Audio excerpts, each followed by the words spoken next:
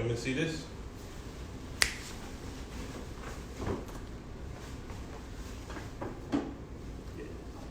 Okay.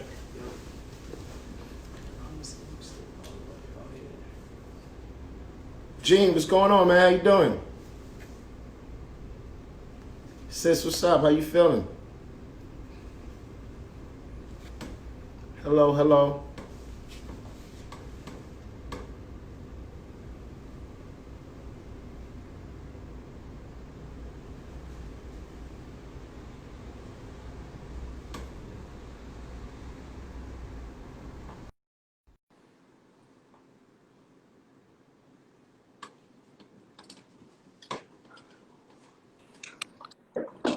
My Mr. brother. Demarco, what's going What's on, up, man? my How you brother? feeling? Man, I'm well. How are you, man? Man, I'm doing great, man. Can't complain. You know, like I said, I always say this, man. My children are alive. I'm alive. My feet is on the ground. I'm blessed. I'm great. You know, like I said, best thing ever invented is another 24 hours, man. As long as we have another 24 hours, we can always change our biology. We can change our reality. So I'm great, man. How about yourself? How's the family? Man, well, man. Like you said, bro. We blessed enough to wake up every day. We good. We can make it happen for you, Absolutely. man. Family's good. Nah, absolutely, man. That's the way to go, man. Well, you know, I'm glad you joined us here, everybody. Thank you for joining us again. This is yours again, Pierce truly, founder and CEO of Fleeting. We're here with Trucking Weekly with our good friend, good brother, great entrepreneur, Demarco from MetroMax Dispatch. So we're really gonna get into the weeds of dispatching trucks post-COVID.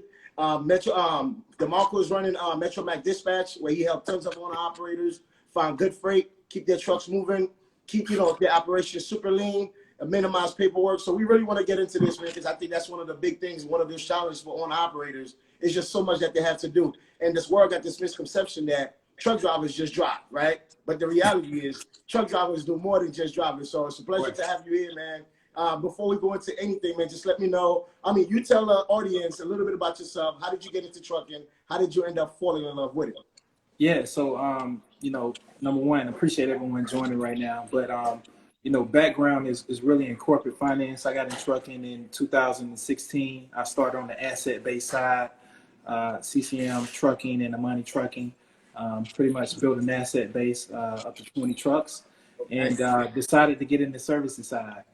Decided to jump into dispatching after I had my own challenges with dispatching, and I couldn't find a dispatching company that could pretty much satisfy me. So you can't find one, create it yourself, right?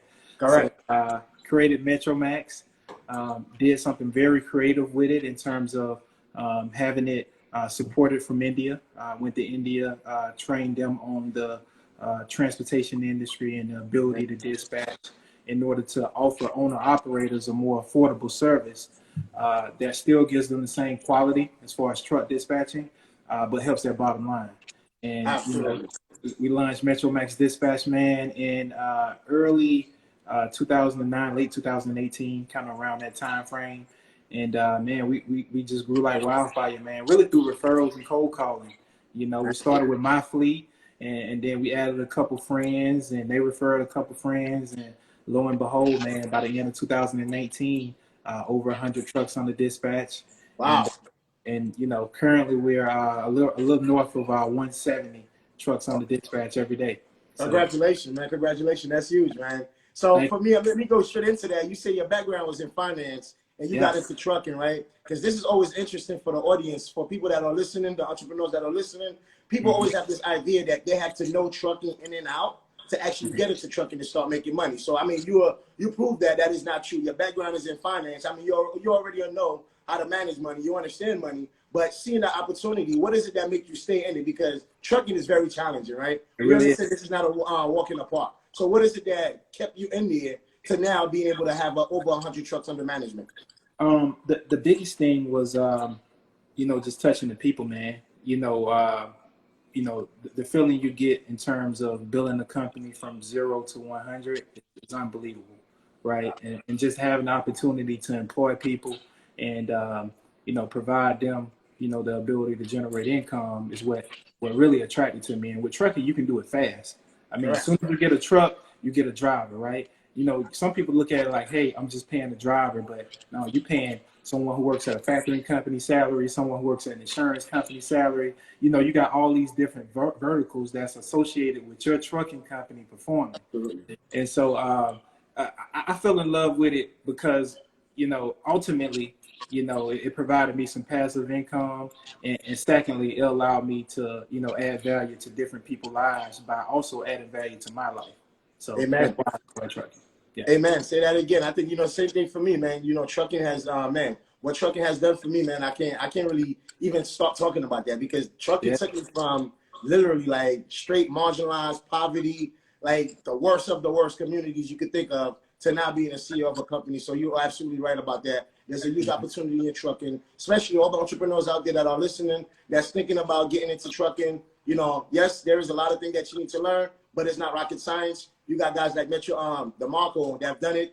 He don't even drive a truck. He don't have a CDL, but he's out here providing great services for owner-operators for the entire transportation industry. So I really appreciate you on that, DeMarco. So let's get straight into some questions, man. We know the topic of the show is dispatching trucks post-COVID-19. As we all know, COVID came in and threw a monkey wrench in everybody's operation, right? If you wasn't moving the essentials, if you wasn't moving beverages, food, medical supply, pretty much your operation comes to a halt. Can you give us a little bit, and what happened to you when COVID started really to take traction? Like, did you see did it affect your numbers? Did your drivers start really losing on loads? Like, how did COVID affect your business? Yeah, I think, I mean, COVID affected everybody in trucking in some form or fashion. Like for us, you know, we had a diversification of some non-essential goods and some essential goods, right? Yep. Non-essential goods is pretty much shut down when COVID happened, right? Only the essential things was moving. Yep. So it affected us in terms of, you know, coaching owner operators through what was going on in the market, you know, encouraging them to pivot, whether that was moving away from dry vans and getting a reefer so you can move, you know, produce, which is always going to be consumed by people. Having them go outside their normal areas of comfort. Like you have some carriers that want to stay in the Southeast. Like, man, you know, for the last 10 years, I've only been in Georgia, Alabama, South Carolina, North Carolina. Well, due to COVID, you know, that freight area is populated with a lot of trucks, right? And less loads. And so now you actually need to chase freight. You actually need to go to these neighboring states in order to continue your operations. So, and also one of the biggest things I think it allowed us to do is we were dispatching about 10 to 12 trucks per dispatcher. Got it. Right? Because, you know, of the availability of loads, you had enough time to, find, 10 to 12 loads in order to satisfy your trucks, as well as negotiated with dedicated lanes. With COVID and the fact that loads were literally going in seconds, bro, like literally seconds. Like I know. It makes, you know, if it even touched the spot market, it touched the spot market for like, 2 or 3 minutes, and then it was gone. And so what that required is us decreasing our truck to dispatcher ratio. We had to go from 10 to 12 per dispatcher to close to 6 to 8 per dispatcher, right? Wow. And that in order to satisfy the number of trucks we had, that required hiring more dispatchers and then doing it virtually, and then training them virtually. And which is it's hard to train somebody how to negotiate on three-way while they with a broker or with a shipper. Correct. So it those were the biggest challenges for me, but also it opened my eyes too. It let me know what my weak areas were, the areas I need to, improve my processes and procedures in, and pretty much got me ready for, anything else thrown at me in terms of a second wave of COVID or any other things that pretty much impact the freight market. Oh man, you done said a lot, man. There's 2 takeaways I just took away from what you just said. Number 1 is educating, right? This is the key, which is I tell people all the time: educate yourself on the subject, you'll get better at it. The more information you have, the better decision you'll be able to make. And secondly, another part that I heard you cover on, which is really highly important, right, is that you learn to pivot through a hardship, right? And a lot of times we get stuck into thinking in one way and we don't move fast. Like, just before I go into this question, could you just what advice would you give on operators out there when we're talking about pivot? What does that pivot mean? How do they need to kind of adjust to that? I think as an owner operator, man, you got to do what it takes.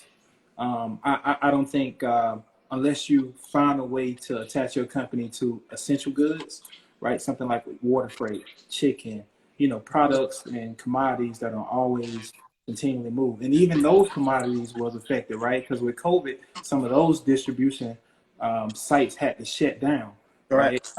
Due to their personnel, warehouse personnel actually getting the virus. So I think as an owner operator, you got to continuously educate yourself, and you got to remain flexible in terms of your equipment. Don't be afraid to drop your drive-in and go power only. Don't be afraid to drop your trailer or change trailers, right? Drop your drive-in, move to a reefer, move to a flatbed. Diversify your skill set as an owner operator. Don't Well said. Hey, owner operators, if you're out there listening, key word: educate yourself, learn how to move fast, learn how to make decisions. And I'm gonna keep saying this: keep educating yourself. You understand? Because trucking move is very fluid. Things change like every minute, right? You can have things can be going right this minute, and the next 2 minutes things can go left, and you need to be flexible. You need to be able to adjust to be able to build and run a successful business in trucking. So let's get into some serious question, man. Let's do it. What kind of trends are you seeing in the trucking industry today? I mean, the biggest trend, bro, is technology, man. And that's you, man. That's you. You know, you causing problems around here, man. Hey, man, guess what? I won't be able to solve them without brothers like you, man. But yo, the problems, the technology innovation is great, right? Because ultimately it's going to benefit the carriers. It's going to benefit the owner operators, right? You know, if you look at the history of technology, it always came in and made things more affordable for, you know, the people that impacted. So, you know, you look at load matching, you got a lot of softwares that are around load matching, a lot of softwares that are around TMS management, self-driving trucks. You know, I think that's the biggest trend affecting the industry. And I think people should embrace it. You know, us personally, you know, any technology announcement or advancement we see, we're researching it to see how it affects our operation. And if it affects it in a negative way, how can we embrace it, right? Absolutely. If it affected in a positive way, how can we embrace it, right? And so I think as a, you know, as a trucking entrepreneur, as a carrier, you want to stay abreast of what's going on technology-wise. And you keep hitting on education, bro. It's never enough education in trucking. Absolutely. You know? It's that. And there's a big trend on that online, right? You got a lot of people that's offering education in different forms, in different formats, whether that's virtually or seminars. And as a trucking professional and the transportation professional, you got to take advantage of those. You got to stay abreast to what's going on education-wise and what's going on news-wise too. You know, pay attention to the news. I look at it every day for an hour. Of my day goes to looking at about 5 sites, bro, and really seeing what's going on in the news, because ultimately it affects my industry. So I need to be well adapted to it. Amen. No, amen to that. And I think another problem with that is that, you know, the average age of a truck driver is 54 years old, right? So we understand they're kind of older. They don't really adapt to technology a lot quicker. So for us, this is why our main goal is number one is to destigmatize the industry. Let's remove all the main barriers, because we know the new wave of generation of truckers that's going to come is the millennials. It's the young women, right? Trucking is going to be the thing where, you know, you could just look at an app and say, okay, look, I want to make $3,000 for the week. And then you can just get on Fleeting and say, hey, look, you pick up a truck here in Jersey, drop off in Virginia, drop off in Texas, get back home, you make $3,000. So I think, but in order to do that, we have to destigmatize this space first, right? But truck drivers are finding it very hard to adapt to technology, because when they hear technology, they automatically think about autonomous, right? They automatically think like, okay, somebody's coming to take my job. Somebody's taking away, you know, something that I dearly love out of my hand to bring robotics into it. Like, what can you say to these drivers? I mean, I know the perfect answers. Like I said, I'll battle that question with investors all the time, asking about autonomous. How do I feel about autonomous? Even me, I tell you, let's not worry about autonomous. We still have years to go. In order for autonomous to take full hold in America, our entire infrastructure needs to change. But I don't think that the infrastructure is there yet. But in your own words, you're speaking to these drivers every day, just like I do. What is the best way you could get a driver to truly understand the power of technology and how that can make his life a lot more easier? Right. I think, you know, the biggest thing I talk to driver about is how much time you spend away from your family. Right. You know, and the average driver, man, they probably spend, you know, maybe 160 hours out of a month, right, away from their family, which is a lot of time. And that's just a regional driver. You're not even talking about an over-the-road driver, right? Exactly. And even if you're local, right, you're still spending, you know, 8 hours a day. Even if you're local, right, you're still spending 8-10 hours a day. If you're running your hours of service, you spend about 10 hours a day away. So when you if technology was able for you to spend more time with your family, still drive, and still make your same income. Absolutely. Why wouldn't you embrace it? Hey, you know what? That's why I'm here, and that's why you're here. Don't worry, we're gonna make it happen, and we're gonna bring that solution to the market because I think it's desperately needed. Even me, like I don't talk about it much. My divorce was because I was always on the road, right? Never had time for my daughter. Always saying, yeah, I'll make it to this birthday party. I'll make it to this graduation. Well, guess what? Then I had a crazy dispatcher. There you go again, a crazy dispatcher that would throw a monkey wrench in my operation. And here I am stuck in Arizona thinking I was going to be in Jersey, you know, the next day. So the fact that you're doing a MetroMax Dispatch, you understand those pain points. And I think you're doing a great job by actually creating that dedicated lane to give your drivers the opportunity to be home more often. And I think this is a huge, huge opportunity for the industry. Let's get into the second question, man. Why are owner-operators are now seeking dispatching services? Because we hot, bro. No, man. Seriously, man. It's a couple reasons why, right? Number one, speed the booking, right? I spoke when COVID hit. You know, loads were flying off the boards in seconds. So, you know, if you got a dedicated dispatcher, they're online 7:30, 8 o'clock in the morning, and as soon as that load pops, you know, they're negotiating on top of their broker, and they're trying to lock it in. So speed the booking is one. The second one is admin work, right? You know, as an owner operator, you only got a certain amount of hours a day, right? So, you know, things like carrier packages, sending your load in for factoring, verifying if the rate con is even correct as far as the amount, the location, the delivery. Oh, God. You know, let's not even talk if they lose a bill of lading. Of course, losing a bill of lading, having to go track that down, bro. You ain't got time to do that if you're behind the wheel. And so you need that admin support. You need that dispatcher behind you in order to fulfill that task. The next one, load updates, right? You know, you're driving, man. You don't need no distractions. You don't need distractions from shippers and brokers calling you in regards to status updates, right? You can let your dispatcher handle that. You don't want anybody calling you while you sleep, right? While you're resting, your dispatcher can handle that. And another one is weather and freight market updates. Like, you know, a lot of drivers, you know, they look at weather, but they don't really dive deep into it. They may look on their phone and see that it's sunny, right? But if a tornado come through there in like 2 or 3 hours, they have no idea. But if a good dispatcher could be paying for that, could be paying attention to that and notify them of those conditions. As well as freight market, man. Sometimes you can take a load into a bad market. You know all about that, man. You take a load into a dry market like Arizona during certain times of the year, and you may struggle to get out. You may make a ton of money getting in, but when you can't get out, you lose every dime. Right? Exactly. So a dispatcher could look at the market conditions, you know, to and from to tell you if that's the best lane to take. And the most important part, right? The most important part is dedicated lanes, man. You know, to negotiate the dedicated lanes under the current manual processes, right? It could take you a month or two to go back and forth with a shipper and broker to negotiate the rate, the pickup times, the days. It can take a while. And as someone who's an owner-operator behind the wheel, there's so many other things you have to manage as far as costs and, you know, maintenance. And you're just piling on yourself. You can't do it. That's why a lot of operators are still on the spot market, right? Because they don't have nobody in their back pocket to go find dedicated lanes. And I think dispatchers can solve that until technology arrives. Nah, man, I think you just said a whole bunch again, man. Definitely, I think those are the key. If you're an operator, you out here listening, guys, stop trying to do everything by yourself. Don't be afraid of technology. Technology will make your life a lot more easier. It'll make your day a lot better. You definitely will make more money. And like I can speak from my own experience being an owner-operator, DeMarco.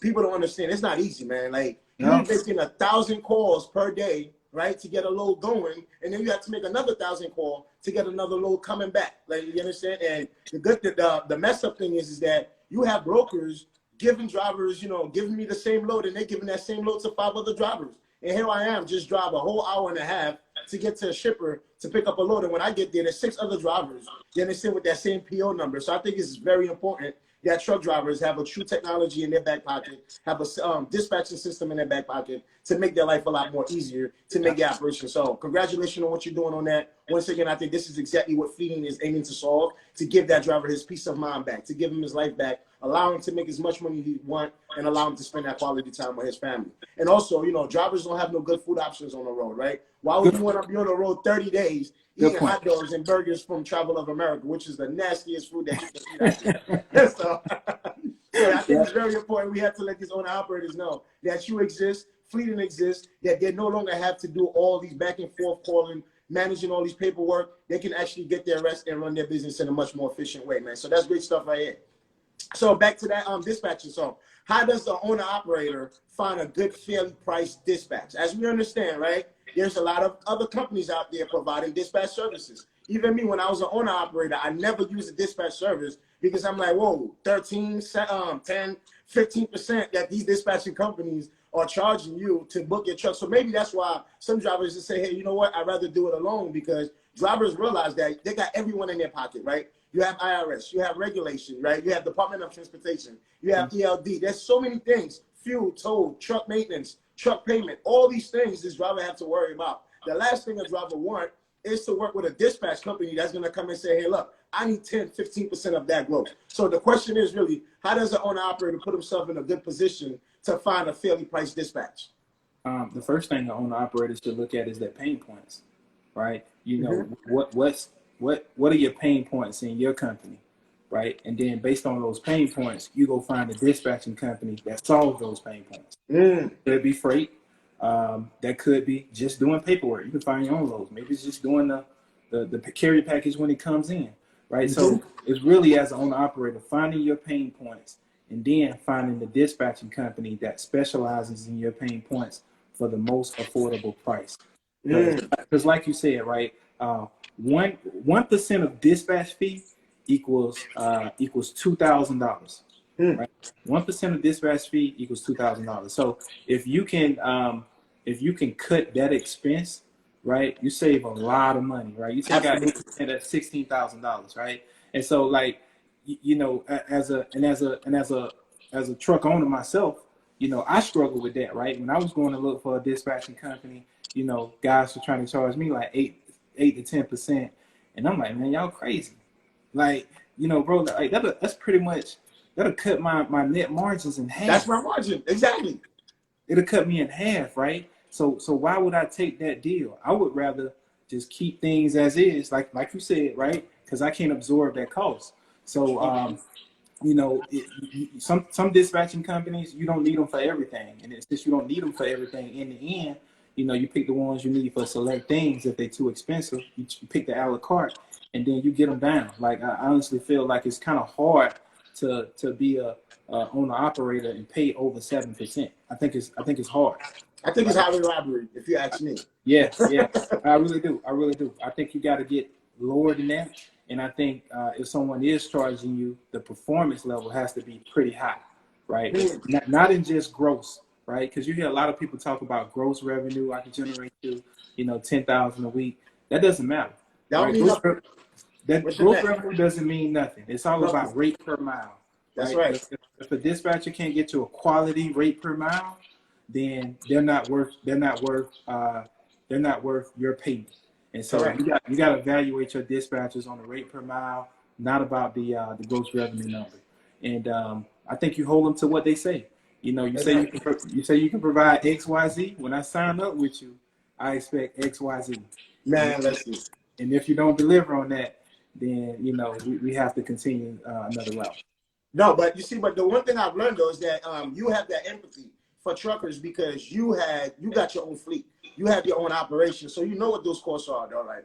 But the people that never really just operate in trucking, that just say, hey, look, you know what, I'm gonna be a dispatcher. How do these people should be in a position to have that empathy? Because I think in order for you to get in trucking, right, once again, it's not to say that, hey, look, you have to know everything in trucking to be part of it. I think trucking is ripe for disruption. It's open for new ideas. You know, anyone that can come in that bring values to it, I think is welcome into the space. But the people that, you know, never own a truck, that's probably seeing this and like, oh, you know what, maybe I should go ahead and open up a dispatch company and help truck drivers. What is it that they need to be aware of to kind of have that level of empathy for truck drivers where they're not just looking at it like, oh, well, I'm just be making 10, 15% on this driver? I think the biggest thing is retention and long-term business.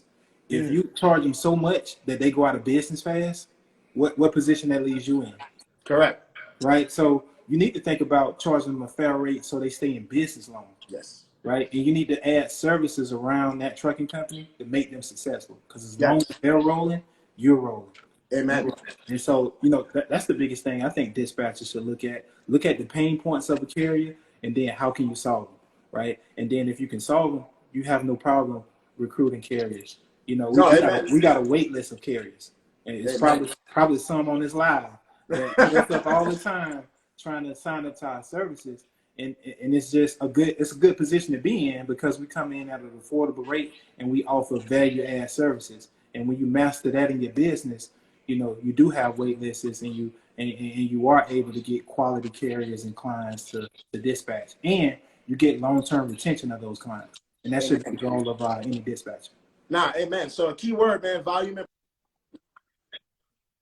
profit margin, right? So it's like, if you're getting into the dispatch game, if you're just looking to just, get rich on one trucker, this is not for you. But if you truly understand business, I mean, there's about 3.5 million truck drivers out here. 10% of those guys are owner-operators, so that means you have a target list of 350,000 owner-operators. And in fact, last I checked, I think that number is up to 400,000 owner-operators there now.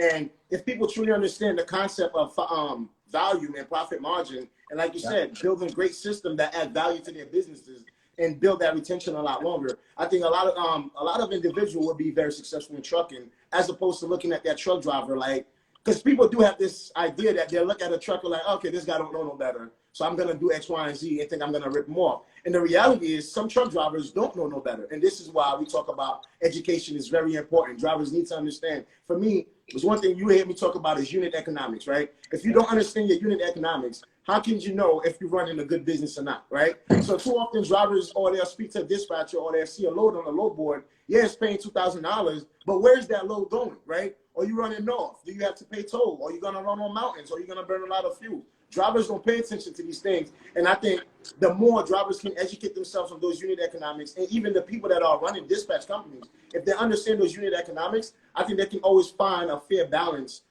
break even to where they won't have to kill a truck driver. They could make money and provide great services to the trucker as well. And one thing you mentioned there, bro, is just knowing trucking. Not only I can tell you about, of course I dispatch you, but also I can tell you if your factor rate is too high. I can tell you if your insurance is too high.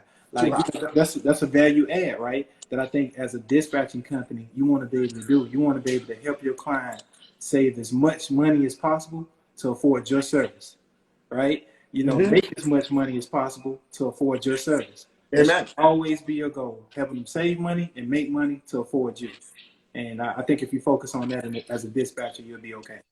Man, this is great, man. Great stuff right here, man. Great stuff right here. I mean, this next question I was going to ask is kind of almost like we kind of talk about it, but what makes a dispatch service essential for owner operators?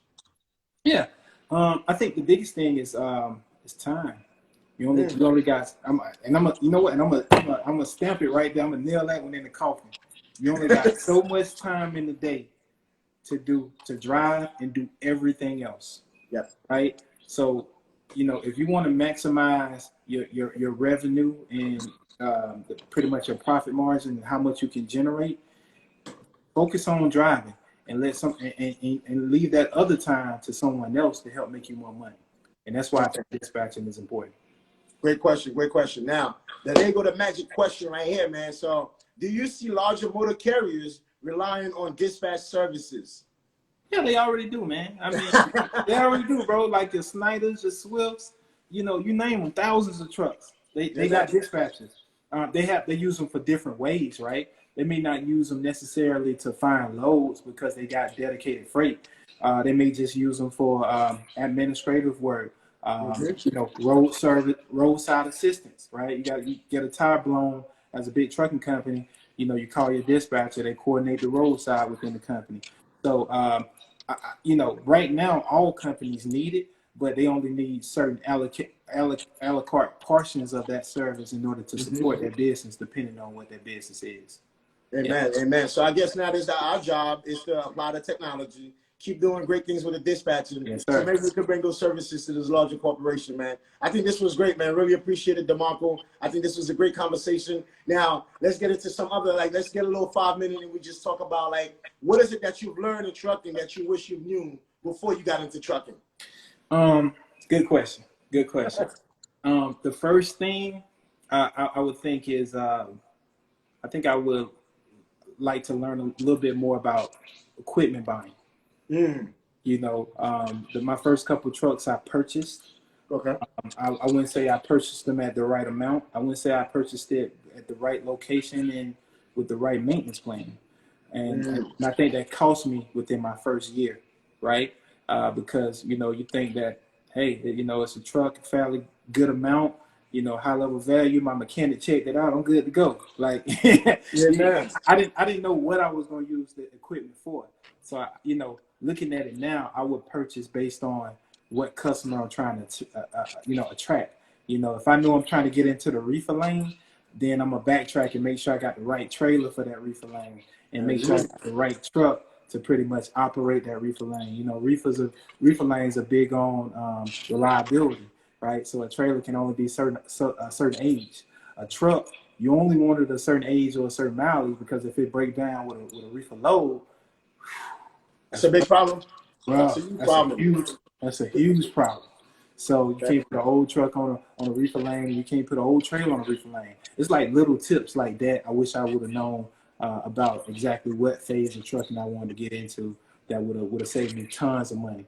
So I think education. I didn't educate myself. I literally my friend I grew up with, Corey. He was a truck driver. He the one who got me in trucking. He was responsible for this. He was responsible for my the gifts it bestowed, but he was responsible for the gray hairs too, man. Amen. So you know, when he got me in, I was just purely based off of numbers. I'm a finance guy. I said it's a good business opportunity, so let's do it, right? But when I got into it, I saw that I need a lot more than just math in order to be successful in it. I had to know the business, and so I ain't spent enough time knowing the business. Lesson learned, man. Lesson learned. I mean, so from that lesson learned yourself, right? Because we see what's happening now, right? And I think we're gonna start seeing a lot more of that. There's gonna be a lot more entrepreneurs that own trucks that are necessarily drivers, right? We know individuals are buying trucks, putting them on platforms. Also, Fleet and also have that feature, which will be live in the next 120 days or 180 days to be exact. Sweet. The thing is that, you know, people do want to become entrepreneurs. They want to own these trucks. Just like you said, the things that you didn't know is the type of equipment that you were buying. You didn't know what you was getting yourself into. What message would you give to these entrepreneurs out there that's taking courses to become entrepreneurs and purchasing a truck? What is the best advice you can give them on what they need to look out for when purchasing an equipment? The best advice is number one, know what lane you want to be in. You know who you want your customer to be, and then know what your customer want as far as equipment requirements, right? If you want to run for Tyson Foods, know what Tyson Foods equipment requirements are, right? You know, in terms of equipment. And the other thing is get with someone who has expertise in buying trucks, or leasing. You know, proven can show you expertise. Yes. You know, results, right? And ask for referrals. I think with any business you do in trucking, whether that's educational wise, you know, just like you go look at Google reviews, you should ask for referrals and receipts from people and speak with them, right? In return, in regards of their affiliation with whatever program you're buying to make sure it worked for you. I think that's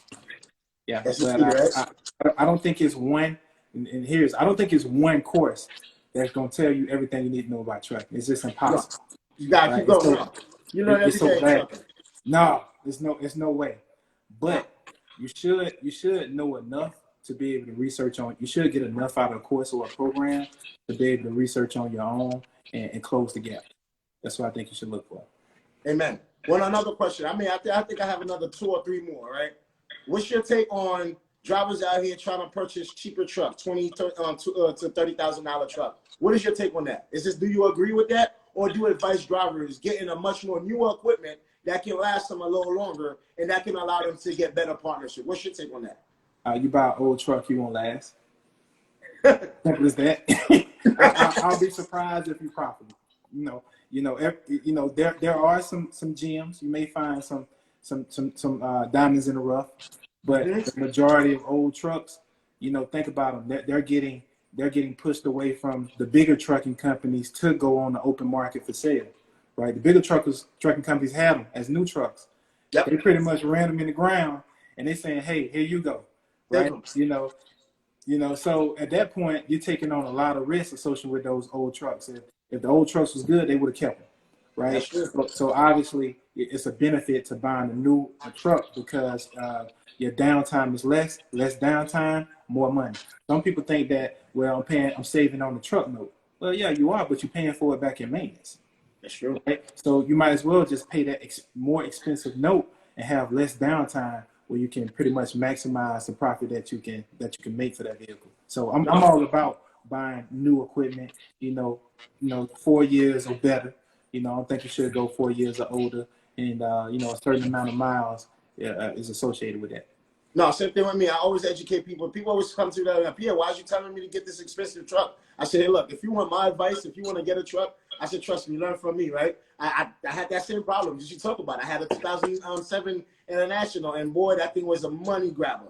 You understand? So when I went in and got me a brand new truck, almost I think in 2016, 2017, the Freightliners that I had, that was 2016, only 1 year old. So the thing for me was, yes, it was a little bit more expensive, but guess what? I didn't have to worry about spending money under that hood every week. And people need to understand that, because that truck, like if this is your livelihood, if this is your bread and butter, you need to make sure that, you know, you take care of it, and you make sure you buy well equipment that can really maintain the life of your business. But another thing I want to talk about is owner operators that are buying trucks, right? Saying, well, I want a driver to put in my truck. Some owner operators are okay with it. Some owner operators are like, okay. And my thing, this is my take on it. My take on it is that, yes, if you want to buy a truck and treat it as a trophy, you can do so, right? Have one.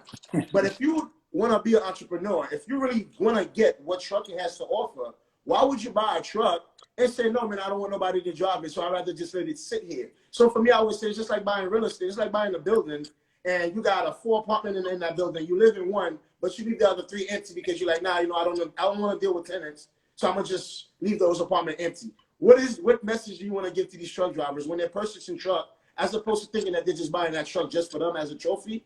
Like, they should start thinking about buying that truck as an asset that they can utilize to make them more money. What's your take on that? Yo, you mentioned one key thing, right? Real estate and trucking, right? So real estate, when you buy over time, regardless of whatever market you're in, it's going to appreciate, right? Yep. A truck never appreciates. I don't care what kind of bell and whistles you add to it, it always goes down in value. Yep. So you shouldn't, and that's finance 101. You shouldn't invest a lot of money in depreciating assets, because you never get that return out of it, right? The only time you should invest in a truck, in my opinion, is if it's adding value, right? You invest in produce vents, because now you can take produce-related freight and generate more revenue, right? I'm not going to invest in the chromed out bumper and the chromed out, you know, horns and all that shit, because obviously that's taking away money from my operations. And it's okay. You could get one after. I mean, the chromed out one could be a 4th or 5th truck. I don't think that should be a first truck. Not the first one. Okay, good point. Yeah, not the first one, right? I mean, after you got some money in your pocket, if that's your thing to do, do it, right? Do it, correct. If you're just starting off, you're pretty much just digging a deeper hole for you to climb out of in terms of debt, and it just doesn't make sense. No, amen, man. I think that's a real important message, man. I want to get that drill into trucker owner operators' head. I want them to understand that truck is an asset that depreciates over time, and it depreciates fast. The best way you can make up for that asset is by maximizing that asset. Like for us, we were showing, we break down with one study that we did in the one test trial. One driver driving one truck in one dedicated lane. That truck is bringing $20,000 for the month. And Fleeting put multiple drivers in that same truck. It brings in $47,000 for the month. So 47 grand, getting over double what you're making with one driver. So for us, it's showing drivers how to treat their truck as a true asset. It's the same thing that's happening with Airbnb. Look, people are going out there renting expensive condos just to rent them out to do Airbnb. So it's the same way I want truckers to truly see the value that they have by owning that asset. Stop treating it like a trophy, like something you want to hang in your living room. If you want to do that, let it be a fifth truck. But the first truck, I think it should just be easy. Freightliners, something that you know you're going to put out there, you're going to put it to use. That's going to allow you to get 5 more trucks on it. Yeah, yeah. I mean, the majority of people that I know that invest in a truck, they invest in a truck to change their lives. Just that, right? They invest in a truck to provide some kind of income to help their family or to get away from that 9 to 5. Like it helped me, right? Trucking helped me move away from my 9 to 5. You know, pretty much change their lives. So if that's your goal, then try to come in and accomplish that goal with the least amount of risk and the least amount of debt, and get a higher return in order to change your life. And I think people got to look at it in that fashion. Nah, man, you really said it well. And I think another thing what we're probably gonna start seeing, which I hope I'm wrong. What I think we're gonna start seeing, we're gonna see more regular individuals own trucks, own fleet of trucks than truck drivers, because truck drivers are probably stuck into like, okay, well, this is my baby. They get very defensive with their trucks. And somebody like you, that's not a driver, you know, you buying that truck to put somebody in it to bring you the best return. So I think that's the message we want out there. We want truck drivers to truly understand their license, their skill. That's a hell of a trade that they have, and everybody else can keep making money on trucking while they keep getting the short end of the stick. So I think it's very important these drivers get educated. You wanted to say something? And yeah, bro. Like another thing about buying trucks, like as a someone who's investing in trucking, you're buying trucks for other drivers to be in. Don't buy nothing that you won't live in. Don't buy a truck that you won't live in, right? Yeah, man. Don't buy a truck that you want to spend 70 hours in. Because you can't expect a driver to, right? So when you present that truck to a driver, and there is, let's just say driver shortage in terms of recruiting drivers. If he look at that piece of equipment and it's not up to par, and he has a piece of equipment, offered by another owner that is up to par, paying the same amount, he's gone, right? Matter of fact, he may use you temporarily until they get their truck ready, and then he's gone, right? That's the problem. Equipment drives retention. Yes. It drives driver retention. So if you want to invest in the right equipment, if you want to invest in old equipment, you're limiting yourself on your driver pool. You invest in new equipment, you're opening that driver pool, and you're becoming more competitive. I mean, some drivers may even take lesser pay for the confidence of being in nice equipment and not being stuck in the middle of nowhere in a truck that's not operating. Amen. I tell people that all the time, man. That truck, as much as going to take care of you, if you don't take care of that driver, you do not have a business. And it's the same thing you see. This is what's creating that retention for big trucking companies. We're talking about the turnover is 103% for trucking companies. And why is that? That's because this is the thing I say all the time. Truck drivers is full-time truckers, part-time applicants, right? Although they have a full-time job, they're always looking for the next best opportunity. So if your truck is not up to par, if your equipment is not the best equipment, guess what? You have about 30 to 90 days before that driver tell you, deuces, I'm on to the next company. Yeah. And bro, you said 100%. And you Yes. know what's crazy about that?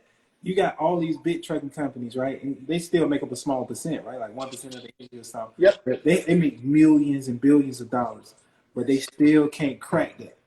Yep. That lets you know how crucial it is to take care of your driver.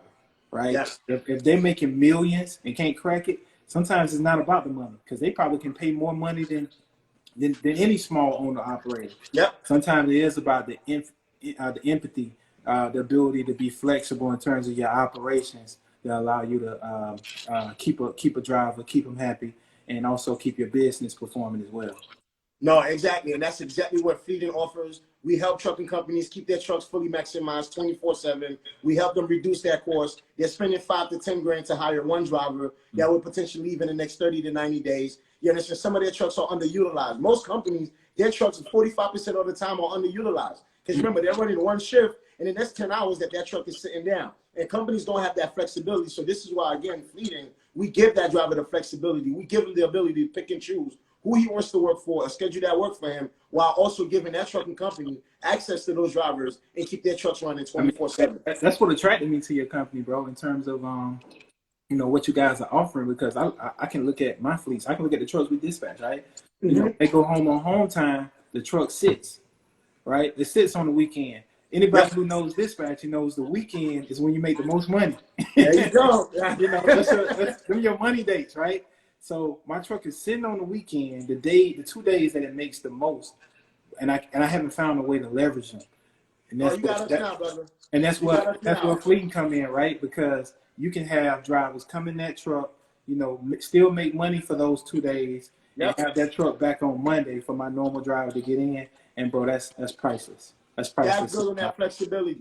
See, that's the building the flexibility we're talking about, right? Like we said, right? A truck driver have 70 hours max for the week. And for owner operators dealing with shippers, taking long, sometimes they max their hours by Thursday night or early Friday morning. They already max their 70 hours. They can't do nothing. Now you got Friday, Saturday, Sunday that truck is sitting down. Well, if you're a partner with Fleeting, you're part of the Fleeting network. Well, guess what? Fleeting will put a driver in your truck for you in those 3 days and help you make money. Just like you said again, Saturday loads, those companies are paying well. And you also we have drivers that's like, look, I'm not looking for 5-6 days full week work, right? I do X, Y, Z on the side. I love it, but I just left trucking because trucking was a little bit demanding. But now I'm available. I want to do 2-3 days. So we have a lot of drivers that's like, look, man, if you got Friday, Saturday, Sunday work, let me have it because I have other things that I'm doing on the weekdays or taking care of a family or taking care of a sick child. These drivers are at home and they're looking for those opportunities. So I think this would be great. We about 120. So looking forward to it, man. Demarco, it was a pleasure speaking with you, man. I think our live went over, but I think this was great. This was a lot of very informative information here especially for our audience, man. The people that are listening, I think they're making those decisions. They want to get into trucking. They want to build that passive income, but they just don't have the source to go to get the right information. So I really appreciate you for making the time to get on this call with me, brother. Yeah, bro. Thank you for the invitation. Thank you for your time as well, your platform. And thank you for what you're bringing to the industry technology-wise, man. It's overdue. I think it's going to change a lot of lives, and I'm looking forward to being a part of it. So thank you. Thank you, man. Looking forward to having you part of it as well. But remember, man, technology or not, if I don't have you guys, if I don't have the community, if I don't have the truck drivers, I don't have a business. So me, I'm very big on building those communities. Welcome you to be part of that community, man. It's a pleasure knowing you as a brother, as an entrepreneur, man. You're doing your thing out there. Keep putting on for those drivers. Keep educating them. Keep helping them find dedicated lanes. And the technology should be here soon, man. Thank you. Thank you, brother. Have a good evening. Thank you, man. Take care. Later. Peace. Best live.